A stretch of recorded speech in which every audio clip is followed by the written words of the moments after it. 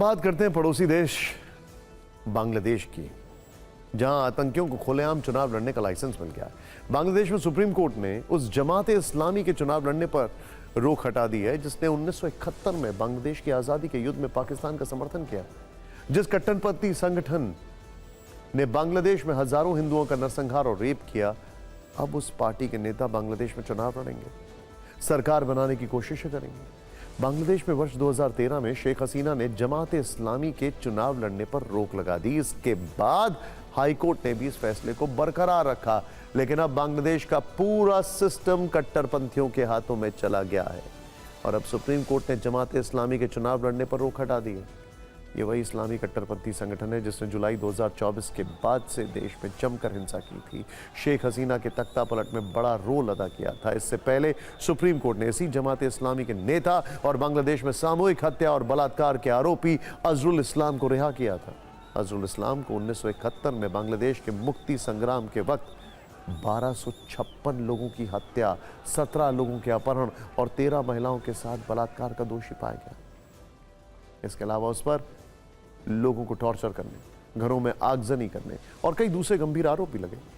लेकिन जमात इस्लामी का ये नेता जब रिहा हुआ तो उसके सैकड़ों कट्टरपंथी समर्थकों ने खुलेआम जश्न मनाया। बांग्लादेश में इन दिनों जो कुछ भी चल रहा है उससे मोहम्मद यूनुस के चेहरे से नकाब उतर गया है। अब अजरुल इस्लाम नाम के इस कट्टरपंथी को चुनाव लड़ने का लाइसेंस मिल गया है।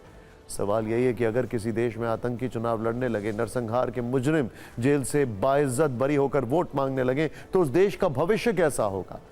जमात इस्लामी के इतिहास और कारनामे के आधार पर आपको बताते हैं कि क्या हो सकता है। देखिए जरा, अल-कायदा, ISIS और जैश जैसे आतंकी संगठन राजनीतिक पार्टियां बनाई जाएंगी। पाकिस्तान में तो लश्कर तैयबा ने एक पार्टी बनाई भी है। हाफिज सईद और मसूद जैसे आतंकवादी चुनाव में उम्मीदवार बनेंगे। अल-कायदा, ISIS, जैश मिलकर गठबंधन की सरकार बनाएंगे। आतंक वाली सरकार बनने के बाद आतंक का विशेष मंत्रालय बनेगा। आतंकवाद के लिए सरकारी पैकेज जारी होंगे। आतंकियों के लिए नई नई योजनाएं शुरू होंगी। आतंक के नए नए ट्रेनिंग सेंटर के लिए सरकारी फंड जारी होंगे। आतंकियों से नई परियोजनाओं के उद्घाटन करवाए जाएंगे। संविधान में राष्ट्रवाद की जगह आतंकवाद को रखने की सिफारिश होगी। इतना तो साफ है कि बांग्लादेश में सरकार और कानून की नजर अब कट्टरता ही नंबर 1 है।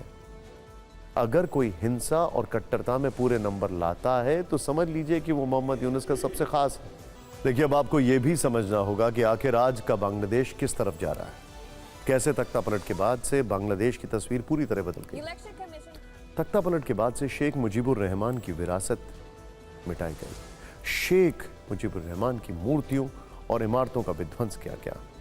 13 विश्वविद्यालयों के नाम से शेख मुजीबुर और उनके परिवार के नाम हटा दिए गए। बांग्लादेश के अटॉर्नी जनरल मोहम्मद असदुज्जमा ने संविधान में सेक्युलर और समाजवाद जैसे शब्दों पर आपत्ति जलाई और इन शब्दों को संविधान से हटाने का सुझाव दिया। 7 मार्च को मनाए जाने वाले स्वतंत्रता की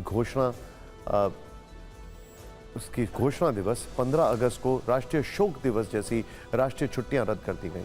बड़ी संख्या में हिंदुओं और ईसाई अल्पसंख्यकों पर हमले किए गए। बांग्लादेश की जेलों में बंद कट्टर आतंकी रिहा किए गए और अब बांग्लादेश में नए करेंसी नोट से शेख मुजीबुर रहमान की तस्वीर भी हटा दी गई है। ये है वो, देखिए जरा। एक दिन पहले बांग्लादेश के सेंट्रल बैंक ने नए नोट की तस्वीर जारी की।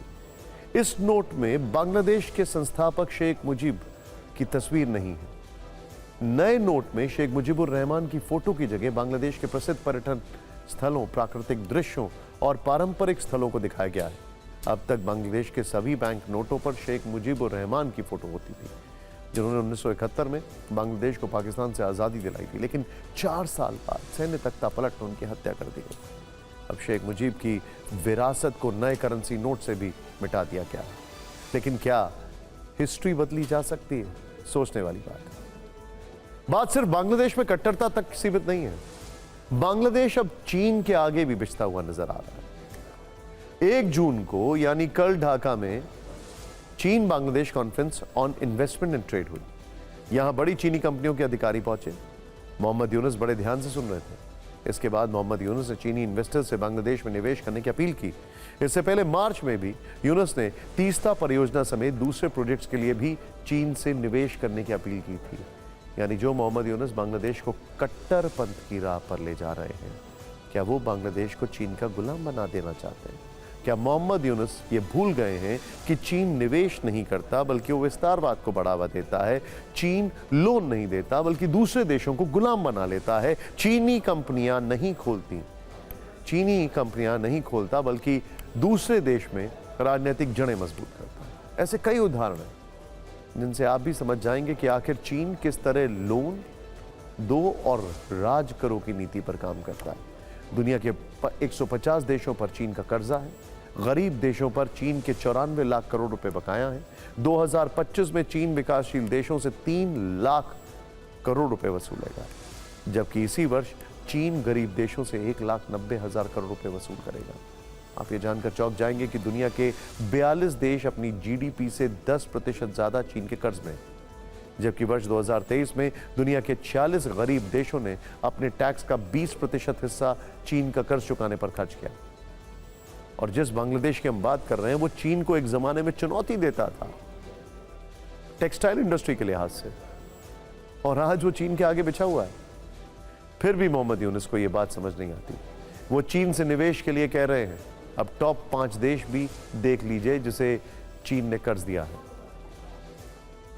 पाकिस्तान 2,27,000 करोड़ रुपए, अंगोला 1,79,000 करोड़ रुपए, श्रीलंका 76,000 करोड़ रुपए, इथोपिया 58,000 करोड़ रुपए, केन्या 57,000 करोड़ रुपए। इस लिस्ट में बांग्लादेश 6ठे नंबर पर है। उस पर भी चीन के 52,000 करोड़ रुपए बकाया है। इसके बावजूद चीन की साजिश नहीं समझ पा रहे। लगता है कि वो बांग्लादेश को चीन का गुलाम बनाकर ही दम देंगे।